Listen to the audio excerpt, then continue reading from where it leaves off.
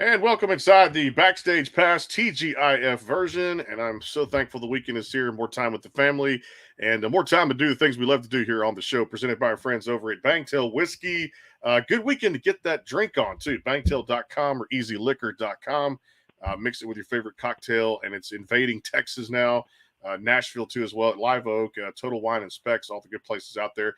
And my good friend, Derek Billingsley, Honky Tonk Texas. Get out there and see the live bands at honkytonktexas.us. You can hear us at hightidecountry.net and, of course, powered by the sportsguys podcast.com. Well, I tell you what, this next group burst on the scene about 10 years ago, and the mission was to create some good old-fashioned 70s style rock, and they've got some of the finest musicians to do that, and I've got one today here on the show. One of the greats of all time, and I tell you what, the Dead Daisies are getting ready to announce a big tour, and, of course, a new album coming out called Best Of, August 18th. The great Doug Aldrich here on the show. Doug, how you doing, man? I'm great, Brandon. Thanks for having me on, brother. Oh, man, good to have you here. Well, I'll tell you what, let's take everybody back and how this thing kind of got started. The group in itself, man, you guys have some of the finest musicians in the world. I mean, guys that have played with Guns N' Roses, Whitesnake, yourself included, and just so many great guys that have put this thing together because the love, the jamming, the records, new studio album. Just tell everybody what a run this has been for you guys over the last 11 years. Well, it's, the group was formed, a little history. The group was formed in 2012 by David Lowy, and he had a singer in Australia, great, and he's a very famous singer. He is a very famous singer called John Stevens. Mm-hmm. And they started banging around some songs, and it was like, yeah, this is cool. They wrote a song with Slash. They started to incorporate some other musicians. Eventually, they decided to make it a band in 2013. And the idea of the Dead Daisies was kind of to be like a roundabout, like a carousel, merry-go-round. That's what I meant to say, merry-go-round. So guys would come and go, and they'd contribute music and tours and whatever, and they could go off and do their own thing at the same time, like. People would come in for a year or two and then go off and do something and maybe come back even. So it was always started off to be like that. In the same way, like Deep Purple, if you remember, Deep Purple had, various singers in the beginning. Then finally they got Ian Gillan. Then later they got David Coverdale, etc. And Gillan came back. So it's very similar to that in a funny way. But through the years, there's been some really stellar lineups, and we've done 6 studio albums. Mm-hmm. And we got to the beginning of this year, and we decided to take a little, not a hiatus. I hate to say that, but we just basically had a few months, 3, 4, 5 months off. And we decided, why not put out a best of? It's been 10 years. It's a good time to kind of celebrate and say thank you to our fans that have stuck with us and come with us from, like you said, from all these different bands. I've got tons of friends from my Whitesnake years and my Dio years. Brian Tichy was also in Whitesnake, also Foreigner and Ozzy Osbourne, and he's a brilliant drummer. Michael Devin from Whitesnake and from the Guess Who. David Lowy, of course, founded the band, and John Corabi from Motley Crue and Scream, and he's, solo as well. So we've come together to say thank you to the fans, and we've got this best of coming out August 18th, very soon. And then we've got our tour for the album starting on August 22nd in Pennsylvania, and then we go to Vineland, New Jersey, and we are going to Canada, obviously, which I know you've got a whole bunch of people up in Canada. Yeah. And we haven't been there for a while, and we're really excited about coming up to Canada. And we got some West Coast dates, we got some Japanese dates, Europe, blah, blah, blah. We keep going till the end of the year. With this new album, I'm looking forward to hearing some of the songs there, too, like I said, that you guys have already released, and, of course, a couple of tracks that have not been released yet. As far as getting the guys back together, it probably feels like just a big party coming back and doing this kind of best of and this 10-year thing. I'm sure when you guys get together, it's a jam session. It's a lot of fun, as you mentioned, too, as well.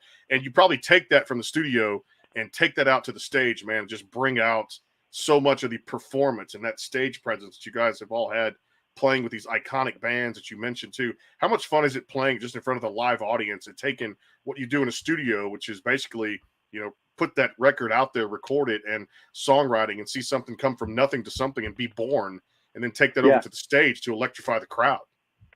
Yeah, you're absolutely right. There's definitely something special about creating new music, and we've got this best of album, which has got a little bit of all the albums mixed in, and it's also got 2 bonus tracks that people haven't heard before. So that's very exciting.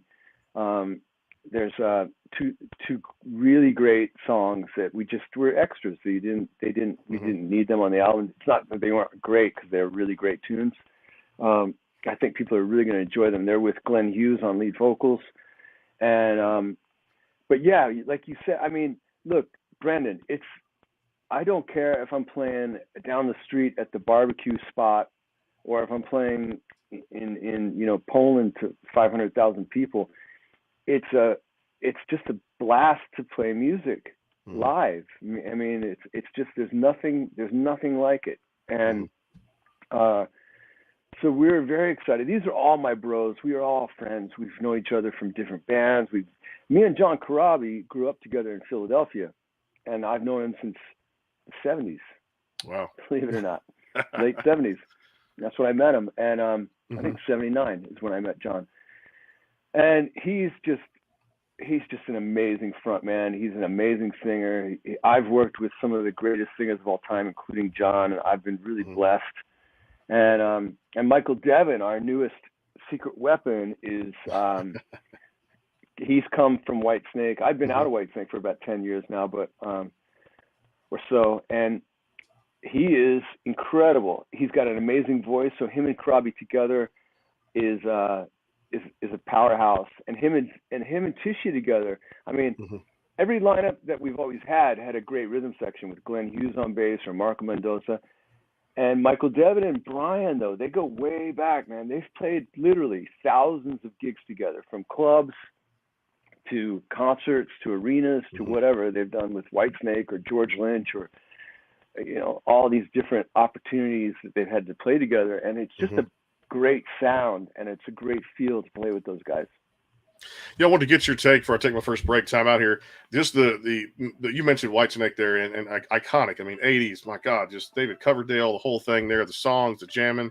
I mean, when you're on that run, and some of the best memories of your career, playing with a guy, when you get a chance to work with a David Coverdale, tell me, I guess, being in that band for so long, kind of what went through your mind, and you see a guy work as hard as he did, and of course, just as a band together on an everyday basis to bring out that camaraderie. It just seemed like you guys had just great band chemistry, and I mean, Coverdale, he was just a hard worker. Yeah, he is. He took some time off in the 90s, I guess, and didn't do as much. But then around 2003, the beginning of 2003, he wanted to reunite Whitesnake, and I was asked to be a part of that. So I was really very honored and excited. I was coming from Ronnie James Dio's band at that time, and it's interesting. They both worked with Richie Blackmore, but anyway, yeah, Coverdale. It was I mean, the guy taught me so much. He basically, him and Ronnie together, really put my name out there. Like I say, I'm grateful just to play guitar, and I'm kind of a, that kind of stuff doesn't really matter to me as much as stuff like my family and stuff like that. But Ronnie and David put my name out there, and we were able to, work.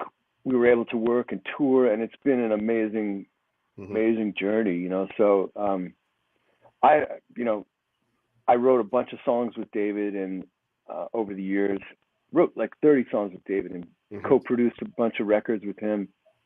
So I'm really proud of that history of being a part of the Whitesnake family tree. But Whitesnake's always been about David's voice. David's voice it still is. I mean, people go, oh, he's having a couple of rough days here and there, or I mean, people always say stuff online, but David Coverdale, trust me, take my word, he can still sing like a maniac. He's got this killer, the the voice comes from in here, you know.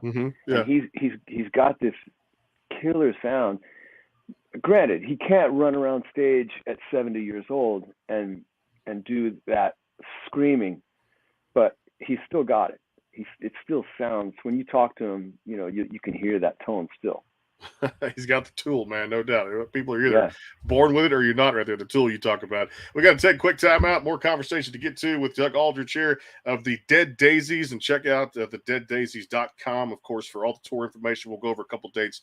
We come back from a break presented by our friends at Bangtail Whiskey, and of course at Honky Tonk Texas, and catch the episode over the next few days at hightidecountry.net, and of course some other radio stations out there that we're played on as well. We'll be back. He's going to lick for us there and do a little guitar riffs and play in here. More with the great Doug Aldrich here on the Backstage Pass, powered by the sportsguyspodcast.com. Stay tuned. Go behind the scenes with some of the biggest artists in music today with the Backstage Pass, powered by the sportsguyspodcast.com. Join Brandon Morrill and his co-host Kirsty Krause as they talk to rising stars and legends about their music careers. Listen to their latest tracks and learn fun facts about the men and women behind the music you love. And be sure to tune into the Backstage Pass Monday through Friday from 3:30 to 6:30, powered by the sportsguyspodcast.com. And welcome into the Backstage Pass. The Bangtail pour is comprised of a sweet corn mash base. The front has a subtle sweetness and not too sharp. It has notes of a medium char or white oak for a smoky flavor in the middle, and the tail has a super smooth and warm finish. And back here on the show with Doug Aldrich of the Dead Daisies here on the Backstage Pass, again powered by the sportsguyspodcast.com and hightidecountry.net. I got to ask you about this before we play a few licks there on the guitar, which I can't wait to hear. Born to Fly was the last single for you guys as a band. It came out last November, I think November 11th when I got hold of that. Terrific song. And man, y'all had fun with this one. Tell us a little backstory on Born to Fly. Born to Fly was basically a thing where when we first got together with Glenn Hughes in 2019, we wrote a bunch of things together. I had a few things I brought to Glenn. Glenn had a few things he brought to me. And David and I worked on a couple things together, and there was a piece of a song that it was a song we had written, and it didn't make that album. The album was called Holy Ground, and it's a great album. It came out in 21. It was it got held up by the pandemic a bit, but it's a great album. But when we were working on Songs for Radiance, our latest album from last year, we came across that original song. It wasn't called Born to Fly. It didn't actually have any lyrics or anything on it. And David and I kind of revamped it and musically. And then when we were sitting there, we just had these chords that was like, I don't know how this is.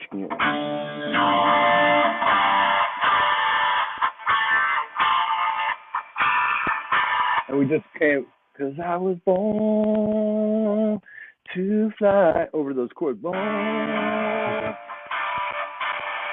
fly. And so we had that. And we brought that to Glenn. And sorry about my voice. It's very. You're good, brother. It's all good. No. I could do no, never mind. Anyway, so we brought it to Glenn, and Glenn finished it off, and it became kind of like it's kind of very radio friendly, that song, you know? Yeah. I liked it too. Like I said, just that jam, like you talked about too, and definitely, when you put the vocals behind it, the instrumentation is just as important. And there was one off the, I go back a little bit with you guys to the 2016 rock album, which I loved, Make Some Noise, which was fantastic there. And the one that always gets me when I listen to a record, it's like so many different songs are written by so many great artists out there, even in country music now, and it's really transcending over to other different genres. For you guys, this one called Long Way to Go, there's a terrific guitar riff that's just, just taking people on a ride in that one too. Where did this one kind of come from? Was this an idea? Yeah, that's it. I love that. Great song. Was this a collection of everybody in the band kind of coming together, or the guitar players kind of just the lyrics? How'd this start? Yeah. No, it was David Lowy had that riff.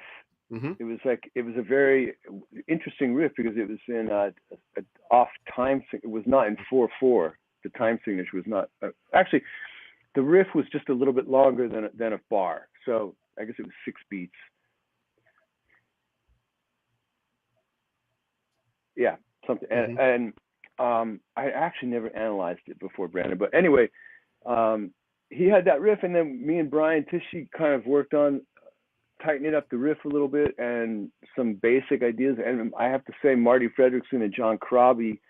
Marty Fredrickson was the producer of Make Some Noise, and he had a lyric that it made sense. It was like 1 step forward and 2 steps back, stuck in the middle and way off track. You know, it was just like, it could be country, you know?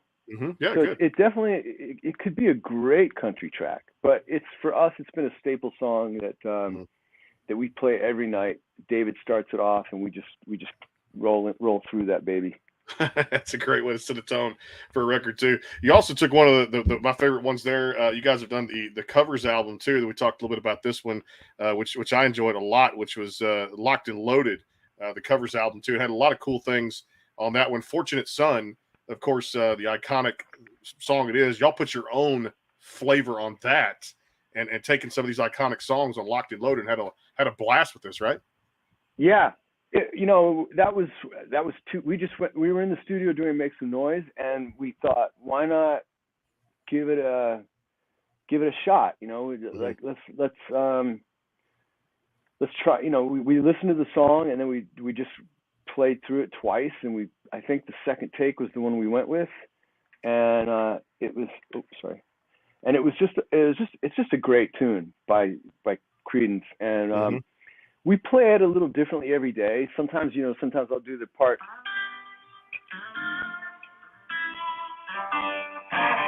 And sometimes I'll go.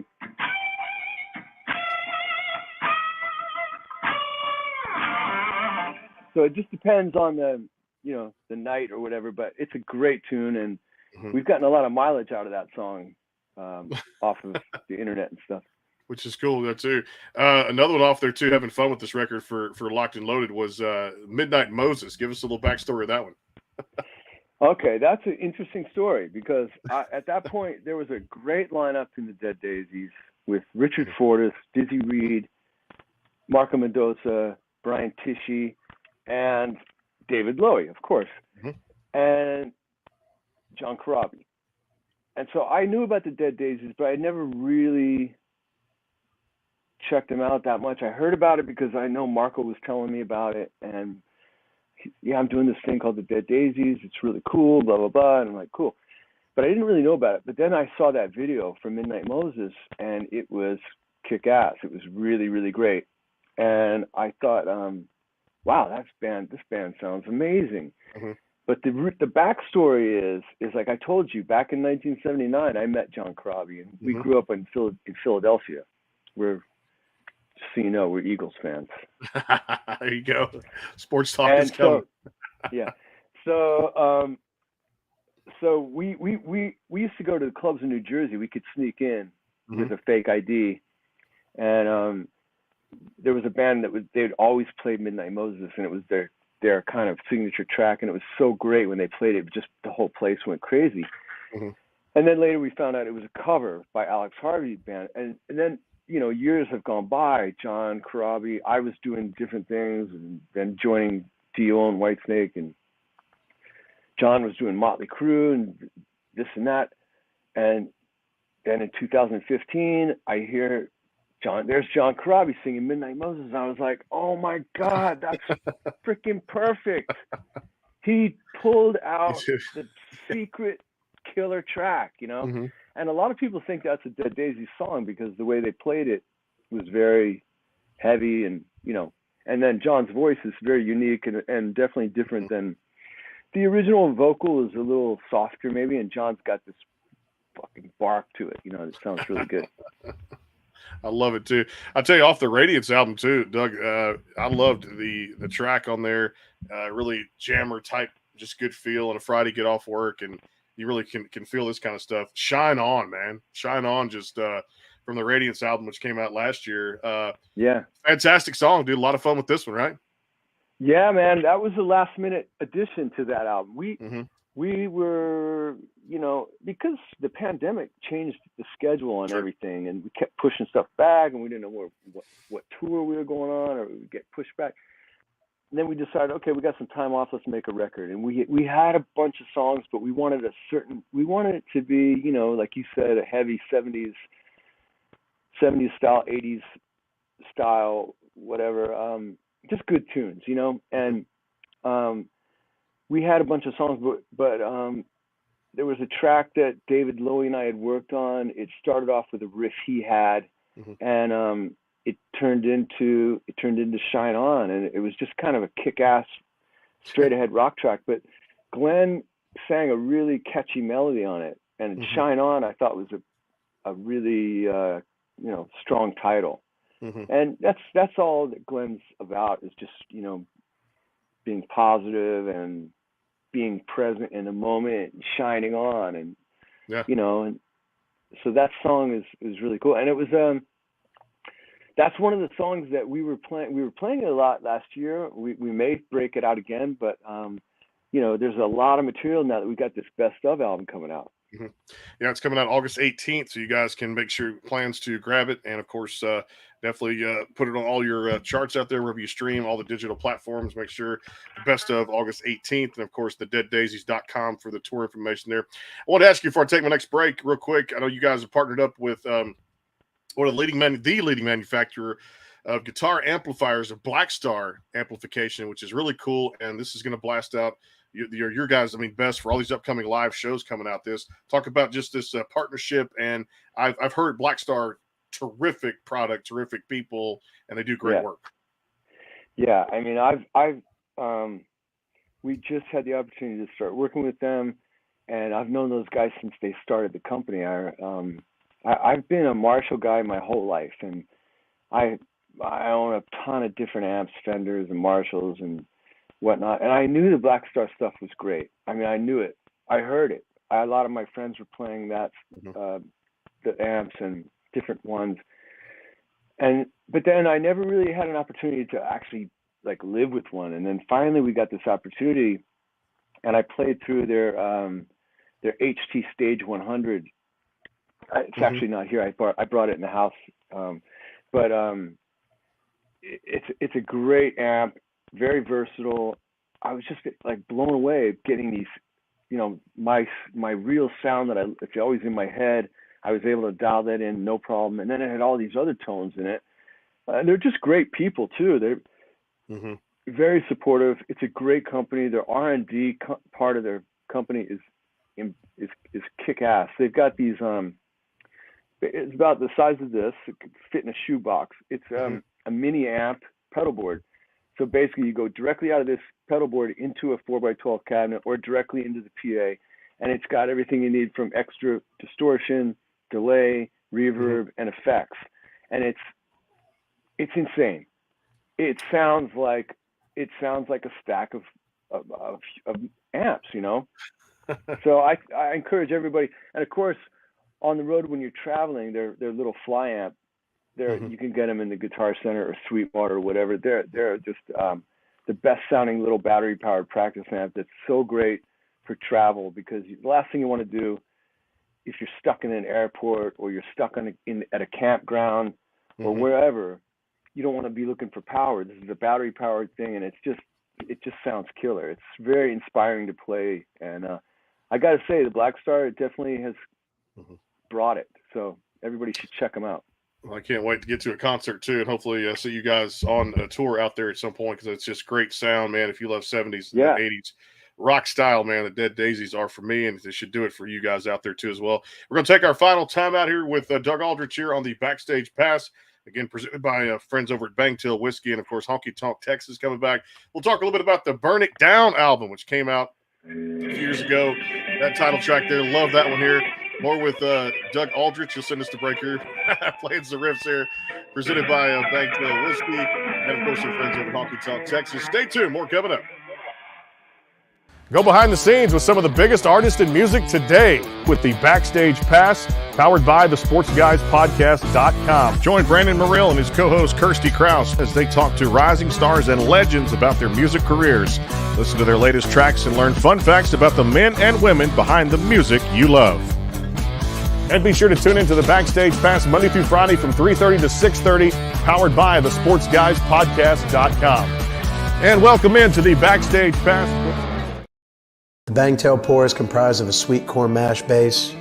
The front has a subtle sweetness and not too sharp. It has notes of a medium char or white oak for a smoky flavor in the middle, and the tail has a super smooth and warm finish. And back here on the show, the Backstage Pass, again powered by the SportsGuysPodcast.com. Just 2 weeks away now from the start of high school football, some college talk, NFL talk. We'll have a lot of cool people on to talk about the upcoming NFL season, college season, high school season, get you ready for all things football, fantasy draft, the whole 9 yards here on the SportsGuysPodcast.com. Back here with Doug Aldrich here on the Backstage Pass, presented by our friends over at Bangtail Whiskey and Honky Tonk Texas. Also catch us out there on streaming radio, hightidecountry.net. Coming up here in a few weeks, actually, Heath Wright from the band Ricochet. I remember a song called Daddy's Money back in the 90s, big hit for Ricochet that was out there. Heath Wright, one of the founders of the band, will join us here in a couple of weeks here too. Back here with Doug Aldrich here, the deaddaisies.com. Big North American tour coming up too as well. And, of course, the new album Best Of, August 18th from the guys here. Hey, let's go back to Burn It Down, Doug, because I felt a lot of just great rock stuff and everything you guys have put out since 2013. I've been listening to it. It's fantastic. But Burn It Down, really good feel to it, the title track of that album. Yeah, that was another a little different timing type of riff, but it's a great track, and it's pretty kick-ass chorus. I love that track. Hopefully we'll be playing that at some point during the tour. Mm-hmm. That album, all in all, it was a lot of fun to make. We did that in 2017, I believe. And yeah, we had a blast, man. Or maybe it was the end of 2016. I don't know. It was around that time. But it's got some great songs. Dead and Gone is one of my favorites on that album, and Rise Up is also always in the live show. It's on the Best Of album as well. You can check it out. And Resurrected, I believe, is on the Best Of from that album. Okay. Love that one too as well. And then I'll tell you mentioned a little piece of this one, but that Holy Ground album that came out in 2021, Bustle and Flow. Let's talk about that one. So that's when we decided to get Glenn in on lead vocals for a minute. I started thinking about stuff that Glenn would like, and people go, "How do you write? How is it that you write?" And sometimes I'll just have a riff or something I'll be messing around, or sometimes I'll be thinking like, I know Glenn loves grooves, so I started to just play around with that riff, which is a kind of a heavy groove, and I just presented it to the guys, and we finished it off together, and then we gave it to Glenn, and he really loved it, and it turned into a really cool track. There's a bunch of songs on there. My favorite song off that is probably Like No Other. Off of Holy Ground. That's my favorite track. Another good one, just kick-ass rock song off there too as well. And I tell you, 30 Days in the Hole really kind of did it for me too. That was another one that was just a nice kind of one of those rock songs you can kind of feel out there too, definitely. And love that one off the record, Holy Ground. Hey, let's get to a little rapid fire. I love having fun and getting to know you more on a personal basis when I do this. Good thing is no right or wrong answers, just whatever comes to mind is what's out there for this little segment we do, having fun. All right, how many guitars does Doug Aldrich own in his collection? Are you asking me? Yeah, for how many guitars does Doug Aldrich own in his collection of guitars? There's no right or wrong answer. Okay, well, let's say this. It's north of 70. So, wow, that's a number. I tell you, that is... Yeah, I got a lot of guitars. I probably have... I have more guitars than I deserve, but I actually love them all. They're like my children. Now you mentioned the family too. I was going to ask you about that as far as kiddos. Any musical talent amongst the family there with the kids? My son probably could, but he's more into sports. Okay. And And my daughter is definitely going to be musical in some sense, but she's also heavily involved in soccer at the moment. She's on 2 or 3 teams at the moment, and Mm-hmm. she's just 7 years old, so she's got time to figure it out. But she's a performer. She's definitely going to be doing something in the spotlight at some point. I love that. Good stuff. Now, you mentioned Philly, man, because I got to talk this with you because my boy, I say down here because I coached against him in high school when I was down here in Texas. Jalen Hurts, big contract extension. I did, actually. I was at Wow. coaching high school, a school called Westbrook High School down here in Texas. Good for you. He went to Channelview, which is just about 45 minutes, about an hour down the road west of here in a little town where I live called Beaumont, Texas, down here, which used to be a huge ZZ Top played here all the time. And I had talked to Billy Gibbons here on the show sometime last year, and he gave Beaumont, Texas, down here, and you've heard of it, Doug, so you know it's not necessarily music capital of the world, but let's just say a lot of great musicians have come from here or passed through here on their way to. Surely, yes, of course. Good. And of course, getting with. I'm still blown away that you coached against Jalen Hurts. That's really something. You get a chance to play against him. He went to a high school called Channelview down here before, of course, college. And then, of course, the 2-stop with ending up at Alabama, getting drafted, of course. And I knew he was going to be a fantastic pro quarterback. He got all the cheese this offseason, the big mega deal. How do you going into the season? But I mean, back then when he was in high school, could you tell? I could tell. Yeah, his dad coached him the right way, and they knew what work ethic was all about when they put it in, the attitude. You could just kind of tell a little bit about, and playing against him, what type of standout 5-star player this guy was and the mindset he had to run an offense and to learn a playbook. It was fantastic. What's your outlook for the Eagles now after building off what was a great Super Bowl for Jalen Hurts, but not necessarily for the defense? I think this is going to be a fun year for the Eagles this year. You know, I'm a Eagles fan, and I follow them, but I'm not like Karabi would be the guy. Sorry. Karabi would be the guy that really could tell you about, like, you know, what's going to happen and how the team's really looking. I mean, it sounds good. I've been listening to some stuff on the radio, and it sounds like it's going to be a good year. And then, but I never, you know, want to get my hopes up with the team because you just got to keep it real and take it one game at a time, you know, and just don't get all cocky and be like, you know, we got this, you know. I mean, we could talk about, you know, I want to be careful with this. I don't want to get in trouble, but the United States women's soccer team. Oh yeah, yeah.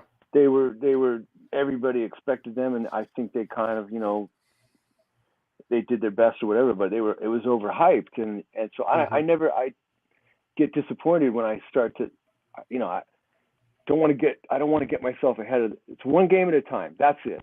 Right? You know, you're a coach. I know as a coach, that's what I told my athletes all the time was one game at a time. Don't think ahead, even if it's a rivalry game. Play that game. You don't win it on paper. You got to get out there on the field and do it. And that was the big thing, is to get your student athletes to buy into your system and taking it one game at a time and just trying to get better from every practice to every game. You make your mistakes, and then, like I said, you know, work them out. Go back to the drawing board. Work on some different plays. We did a lot of scouting too. Scouting was big on the next opponent we were going to play. We did it before we played them. So Texas is no joke. Texas is football country, man.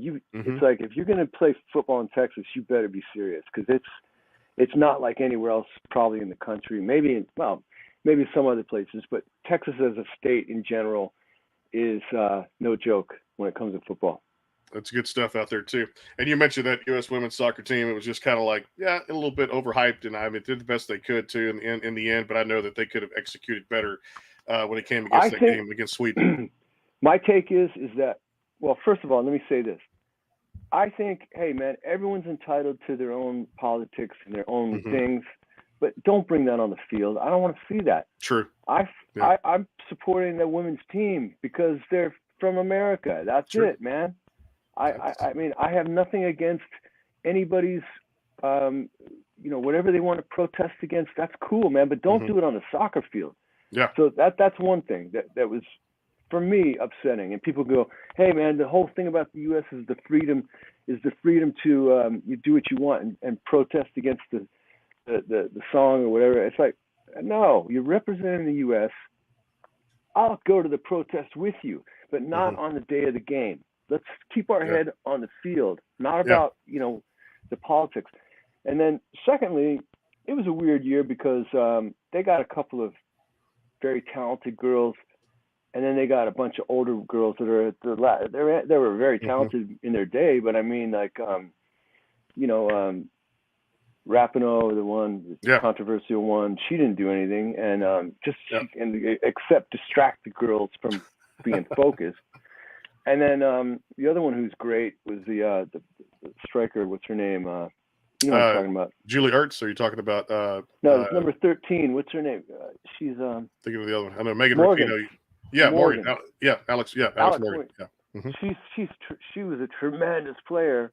But I mean, she's a mom now. It's like, so then you got this mix of older women, older, I mean, for the game. And then you got these young girls who are 18 to 21, whatever. So it was a weird year. But I enjoy watching soccer, and I enjoy the World Cup. And the thing is look, you think anything's better? You think everything's better in Sweden or in the UK or in Jamaica? Because all those girls were singing their national anthem. No. They're singing their national anthem because they're representing their country. And yes, there's problems in Jamaica. Of course there is. There's the same problems we got, the same issues, not problems. It's the same issues that people want to protest against. But when those girls showed up on the field from Sweden or from Jamaica, that's how they got into the knockout round. So they were focused on the field and the game, not about politics at home. Yeah. And I think that's one of the things you got to keep that off the field, keep your mind, like I said, not distracted by all that stuff right there, and keep your focus on the game itself too, and better performance or something like that. I just watched the documentary about that player from Texas A&M, Johnny. What's his last name? Manziel, Johnny Manziel. I have not seen that yet. I need to see it. Yeah. Oh my God, it's great. Really, really interesting. I didn't know the whole backstory, and it's a great documentary. I don't know what channel it's on, but highly recommend it. I just watched it, and there you go. This guy had a killer career, and he was so happy. And then as soon as he got in the pros, he just didn't like it. He wasn't happy. But anyway, I don't want to give it away, but it's a really good documentary. Yeah, I know some of the backstory of that too. Can't wait to watch a little bit of that Johnny Manziel documentary too. All right, when it comes to food, and you guys are on the road, let's just say you're able to go out and grab something. What's your favorite food to kind of eat? I mean, I love Japanese food. I've always been well, not always. I've always been a steak and potatoes guy. Always. A1 sauce, barbecue sauce, steak, chicken, meat, fish. That's it. But in the 80s, I was in a band, and we had been very lucky to sign a record deal, and it took us to Japan, and then we started to have meetings in LA with the Japanese sometimes, and they'd take us out to dinner to sushi restaurants, and I'll never forget my first time eating raw fish. I'm like, whoa! I never ate anything raw in my whole life, and now 40 years later or whatever, or 35 years later, it's my go-to food. I love it. That's good stuff out there too. I love, and you can't go wrong with a little bit of sushi or chicken and rice kind of mixed in there, a little stir fry or something like that from the authentic Japanese steakhouses. Which I love the best one. The best one is Benihana. I freaking love Benihana. So you get it. You got everything. You can have a little sake. You got steak, and you got surf and turf with a little lobster and some steak, and the kids love it, and it fills you up. You got the fried rice with chicken. The guy's doing the tricks. It's amazing, man. Good stuff, no doubt, man. Well, I'll tell you what, y'all been kicking ass and taking names for 10, 11 years now. This group is fantastic. He's one of the best, one of the most iconic rock artists out there, working with some of the iconic greats in the industry, keeping that 70s, 80s rock sound alive. And it is the deaddaisies.com. Check them out for the tour information, guys, and, of course, the merch and everything out there. And the Best Of album comes out August 18th, next Friday, a week from the day. Make sure you do that and go download across all the digital platforms to stream and catch them on tour. Doug, I knew it was going to be a great show. You knocked it out of the park. Use the old sports expression there. Brother, anytime you want to come back and talk Dead Daisies music, anything about the rock industry, hope you enjoyed it. Come back anytime. Thanks, Brendan. I really appreciate it. And thanks to all you and your staff and everybody there to spread the word. We're really excited about this lineup with especially with John Corabi as the focus, Michael Devins the focus. Me and Brian Tishy and David Lowy, we're right there, and man, we can't wait to get out and play for you guys. And so if you hear of us coming to town, definitely tell people to go to the deaddaisies.com for the ticket info, where we're going to be. There's always some kind of social media content stuff that is there. So check it out. Come see us, because I guarantee you, if you come to our concert, you will have a great time. I guarantee it. I can't wait to get up there and hopefully get to a show. Also, they're going to have a support act out there. Some of the shows are going to have Harmon Ease, which is a Juno-nominated group too as well. So if you guys want some extra stuff with the Dead Daisies, Harmon Ease is got a terrific sound. I got a chance to check those guys out just a few weeks back on all the digital platforms. Those guys are amazing. It's so cool that they're going to come with us. Because, like you said, they're a big deal, especially in Canada. Good stuff out there. Like, you get some of the best musicians from Canada, and it's well known up there from the country and the rock industry. We'll see you guys next week. Some great talent coming here on the Backstage Pass, and of course, we'll talk to you soon here at hightidecountry.net and the sportsguys podcast.com. See you soon. Have a great weekend. Talk soon.